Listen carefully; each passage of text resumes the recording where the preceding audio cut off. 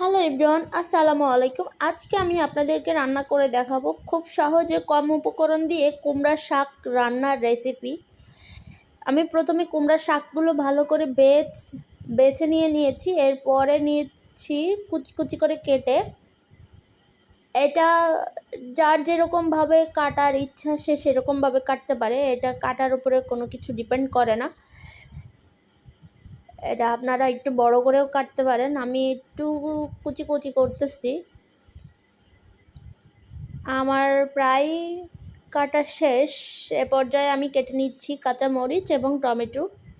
এ পর্যায়ে আমি কড়াতে দিয়ে দিয়েছি রসুন কুচি। এরপরে দিয়ে দিব মরিচ দেওয়ার পরে দিয়ে দিব হলুদের গুঁড়া দেওয়ার পরে আমি দিয়ে দিব টমেটো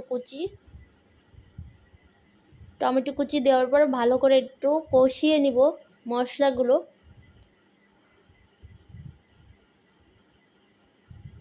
কষিয়ে আমি দিয়ে দিব আমার আগে থেকেই সিদ্ধ করে রাখা আলু, ম্যাশ করা আলুগুলো দিয়ে আমি ভালো করে এটাকে রান্না করে নিব হালকা একটু পানি দিয়ে।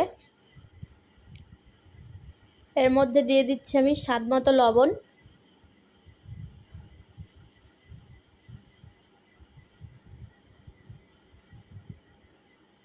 দুই মিনিট ঢাকনা দিয়ে রান্না করে নিয়ে এর মধ্যে আমি দিয়ে দিচ্ছি শিমের বিচি,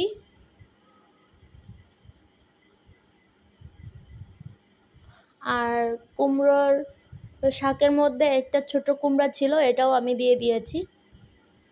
এটাকে দিয়ে আমি ভালো করে অল্প একটু নাড়াচাড়া করে রান্না করে নিব।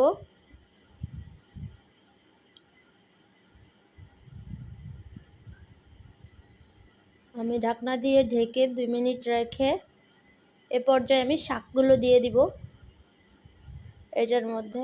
এটা একদমই কম উপকরণ দিয়ে এই রান্নাটা খেতে অনেক মজা হয়। আপনারা একবার বাসায় ট্রাই করে দেখবেন, এটা খেতে অনেকটাই মজা। এটা গরম ভাতের সঙ্গে খেতে অনেক ভালো লাগে। যারা বাসায় অসুস্থ থাকে, যারা অনেক মশলা জাতীয় খাবার খেতে পারে না, তাদের জন্য এই খাবারটাও অনেক উপকারে আসবে।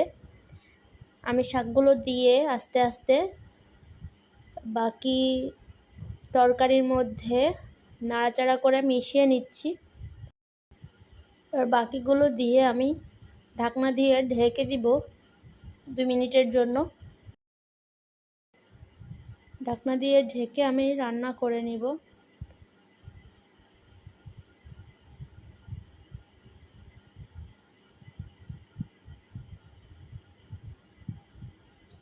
এটা প্রায় সিদ্ধ হয়ে এসেছে। আমি আবার একটু নাড়াচাড়া করে নিচ্ছি। এটা আমি হালকা ঝোল রাখবো, কারণ এটা হালকা ঝোলই মজা লাগে।